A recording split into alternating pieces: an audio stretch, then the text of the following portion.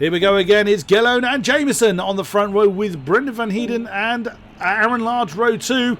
Here we go again. Time to wind them up and let them go. It's David Mole this time that gets the jump start. And oh, that's a bog down for Gillone. His mighty stars have let him down. Oh my goodness, Brendan Van Heiden almost nudged up into the lead, but couldn't quite get it done. Just about recovered did Gillone as we're now coming into the twilight hours. Wow, Brendan Van Heiden challenged for the lead already, and through turn 2 comes Gillone very sideways. Jameson 2, Van Heiden 3, Stu Neal up into 4th place, and we've lost one already. Powell is out. What has happened further back, didn't really see. Everyone looks okay, everyone seems to have a great number of lights, but Jason Powell is out. We don't know what's happened to him. We're down to 13. But look at this lot. Jameson's broken away. Gillone's broken away. But Jameson's got 2 to his left. And that's Brendan Van Heiden trying to do an outside manoeuvre on the hairpin. Can he get it done? I don't think he has. Yes, he has. What a move. Brendan Van Heiden on the outside of the hairpin has managed to secure that 2nd place. Wow, but Jameson's not pleased with that. Oh no, as Brendan Van Heiden flies off the road at turn 8, undoes all his hard work. Jameson now 2, Stu Neal 3. Brendan Van Heiden slots right ahead of Aaron Large, who is in 5th position. Mark Kelly 6th. David Mole now down into 7th place. Oh, they get so close to that outside wall.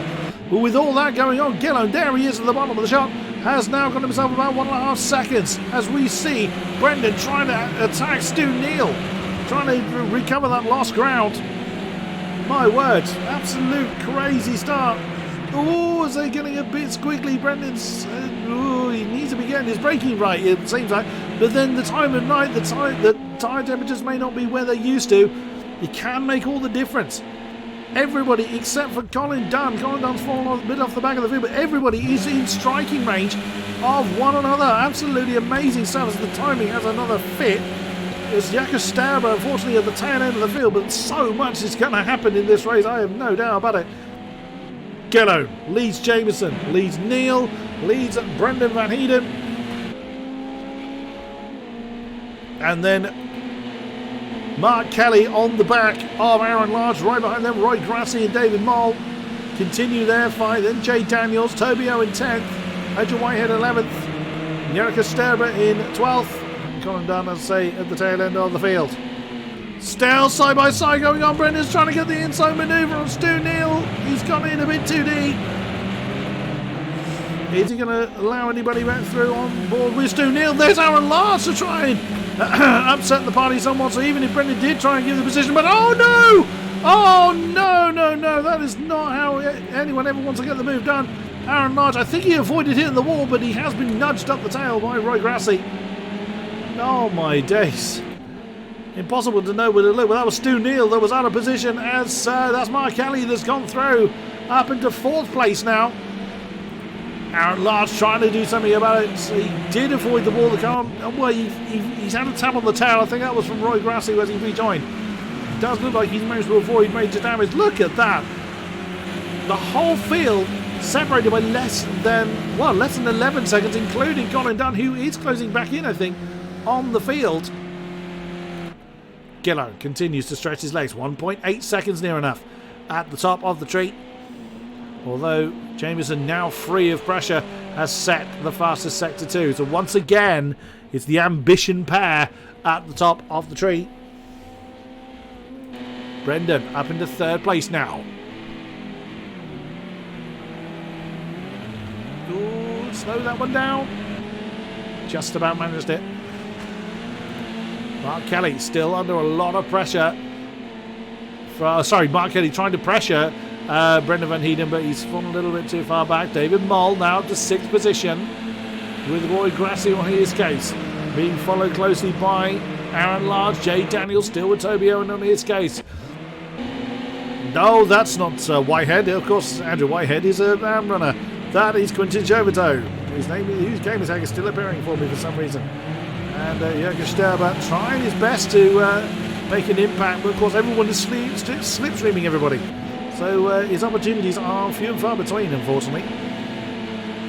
Doing what he can doing his best and doing what he can to hang on in there. Thank you for confirming that, Tobias, that Trevor is indeed running that BMW livery that was originally done for Toby Eriksson, but since Toby has swapped to the Renault, that's why that doesn't look quite right. Never mind, a few subtle tweaks will customise that for our American newcomer. Hopefully, Toby, the Renault yields you a bit more fortune than the BMW has thus far. Andrew Gillow just doing Andrew Gillow things, just stretching his legs. The only man in the 46s last time around.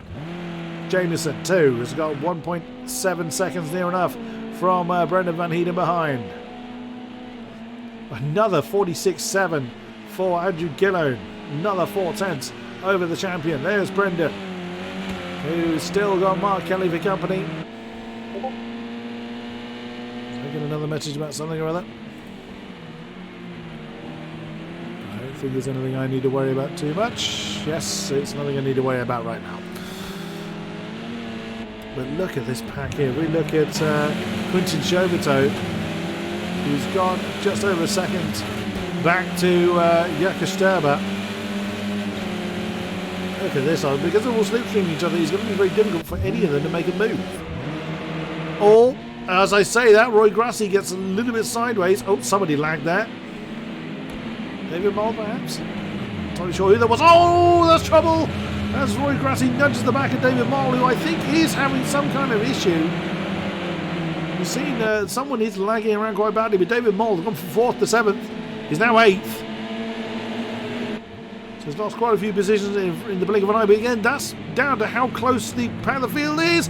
Big move on the inside of Aaron Large. He's not going to be able to slow that down. Aaron Large should just about be able to hang on to that.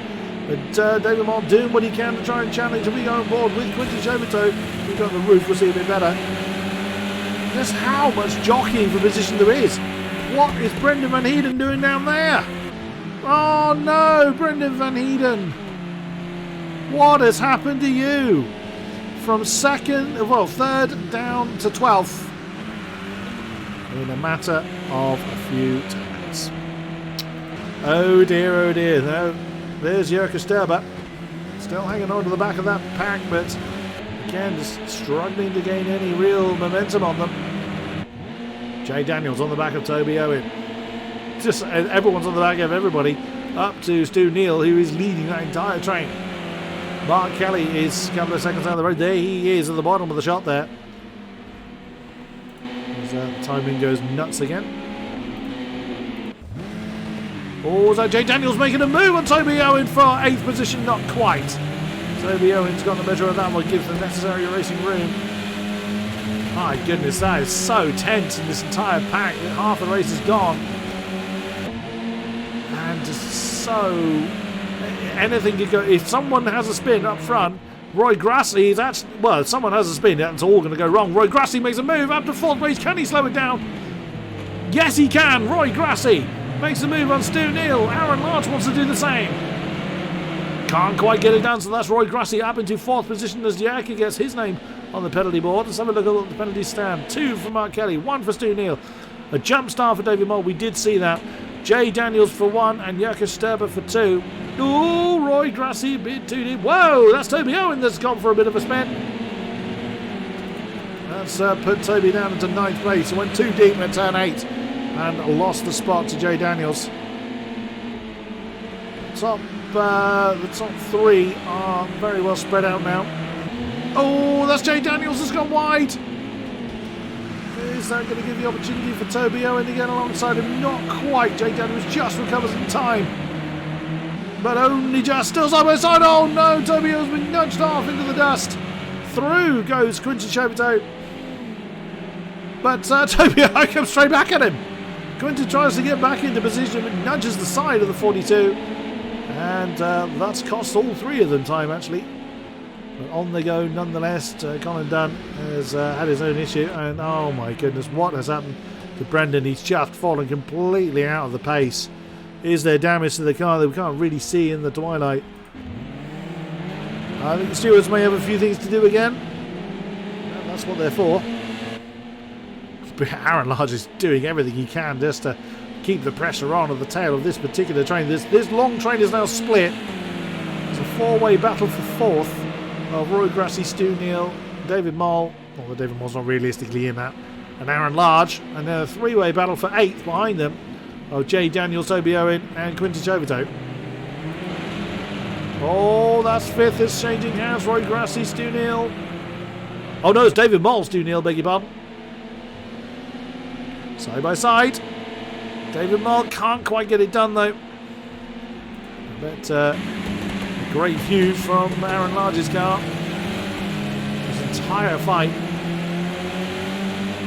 And also Quinton Chauvetot again. He's acted as camera car for us for quite a few times. Side by side with... Oh, that's... No, beg your pardon, that's Jay Daniels. This has been overtaken by Quinton.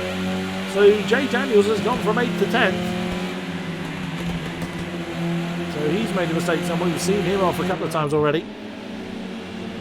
Whoa, Yannicka.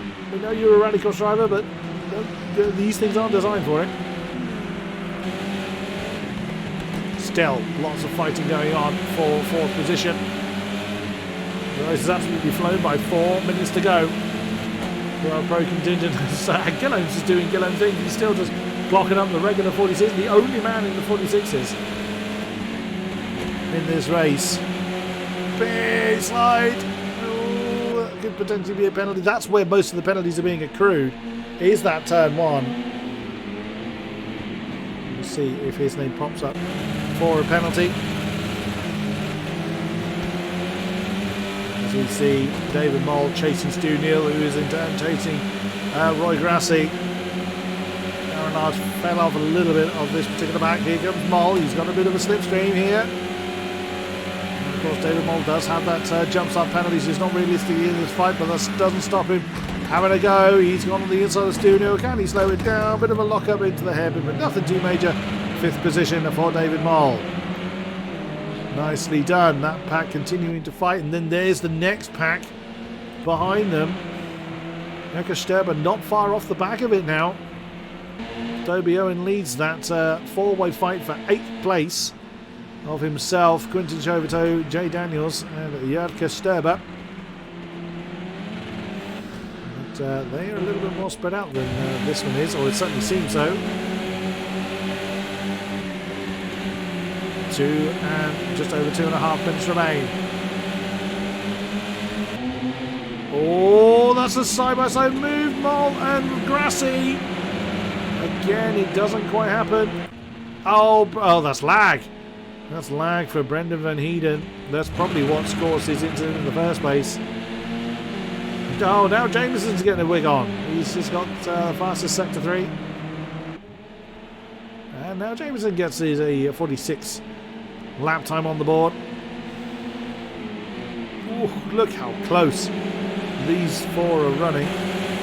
Oh, that's wide for Stu Neal. Ooh, side by side, Moll and Grassi. Is Aaron Large going to be able to get in there? Round the outside of turn 2 for Roy Grassi, very nicely done. But here comes Aaron Large, wanted to upset the apple cart somewhat. And in that mixture is Stu Neal still. There he is. He's now the back car of this particular pack. There goes the BMW around the outside of David Moll. So Aaron not waiting for the penalties to sort the positions out. He wants to do it on track. Oh, but Moll's braked a little bit later than the BMW, but he's gone a bit deep. Oh, Stu Neal! Bit eager on the right foot there. He's going to have to give that one up. Oh, he just about stayed behind Aaron Large, just so the game didn't give him a penalty. Side by side still. And Stu Neal has got a slot behind Aaron Large. And if they keep fighting like that, they're going to invite this pack to catch them. Less than a minute to go. Where is our leader, Andrew Gillone? Well, it's been a pretty good night for the Ambition Racing pair. As Mr. Gillone comes through the suit curve, the final turn for penultimate time. There's Jameson. And Mark Caddy's just completely on his own. Does feel like a time trial to him at the moment. But this pack continues to fight. Look at David Moll and Roy Grassi. On track battle for 4th, but it's not realistically so due to the penalties, as the penalties are still racking up. Let's have a quick look. 2 seconds for Kelly, 21 now for David Moll, 2 for Stu Neal, 1 for Quinton Chauvetot, 3 for Jay Daniels, 3 for Jaka Sterber, 1 for Brendan Van Heiden. The Brendan one is not really going to make an awful lot of difference. Oh, there's David Marl on the outside of Roy Grassi coming into turn 2. Can he get it done? It's a great move. Has he got the momentum? Still side by side. Just got on board with Aaron Large. I know he couldn't. Well defended by Roy Grassi to maintain the track position. But still fighting hard. Here comes Aaron Large. Where's he going to go? Is he going to try and nail the pair of them? No, he decides to not get involved in that one. As Roy Grassi goes very much for the inside line to keep David Moore behind him. Nicely driven. Where is Kinone? He's just started another lap, hasn't he? No, he isn't. He's just coming into the stadium. My brain went completely dead. Ooh, that looked a little wide there. I didn't see that he got a penalty.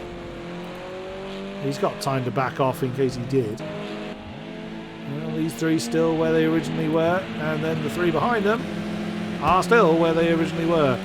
So, for the final time for the pro contingent, it's 3 for 3 for the Scotsman. Andrew Kinone takes the win in fine style. All 3 of the pro wins go to the 55. Brilliantly done. Jameson, another podium for the champion. Mark Kelly, another solid result. He said he wanted to be in the top 5, and top 5 he achieved. Roy Grassi is going to fend off David Martin on track, but now that's going to completely shuffle. So Roy Grassi 4, Aaron Large 5, Stu Neal 6th position. Here we go. Jay Daniels elevated to 7th. Stu Neal 7. Jay Daniels 8. David Mole 9. Jarka Stadler in 10th. No, Brendan Van Heiden in 10th. They've actually left before, well, Quintus Jovito already retired, and that's a garage door.